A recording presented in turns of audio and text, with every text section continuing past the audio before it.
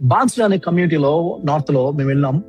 అక్కడ అమ్మాయిలు పుట్టగానే ఏం చేస్తారంటే అక్కడ అబ్బాయిలు పనిచేయరు, వాళ్ళ తల్లులకి సిస్టర్స్ కి అబ్బాయిలు తీసుకొచ్చి వ్యభిచారం చేయిస్తారు. అది మా వృత్తి అంటారు, మా కల్చర్ అంటారు వాళ్ళు.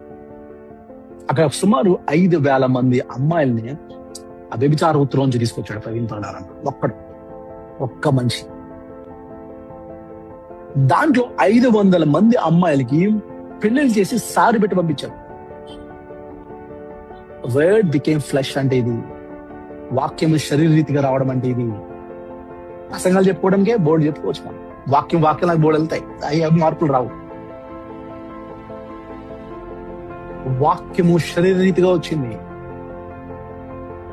దానికోసం సంపాదించేవాడు డబ్బు, దానికోసమే సాఫ్ట్వేర్ కంపెనీస్, దానికోసమే సాఫ్ట్వేర్ కంపెనీ ఒకటే కాదు, మేకలు పెంచేవాడు, రంజాన్ రాగా నమ్మేసేవాడు, కాఫీ షాప్స్ ఉండేవి, పల్లి వెల్లుల్లి బస్సులు ఉండేవి. ఎందుకంటే ఇన్ని వేల మందిని పోషించాలంటే డబ్బులు సంపాదించాలి. ఆ ఇంటెన్షన్ వేరు ఉంది, డబ్బులు ఎందుకు సంపాదించే క్లారిటీ ఉంది. ఇప్పుడు థియాలజీ, వర్డ్ బికేమ్ ఫ్లెష్.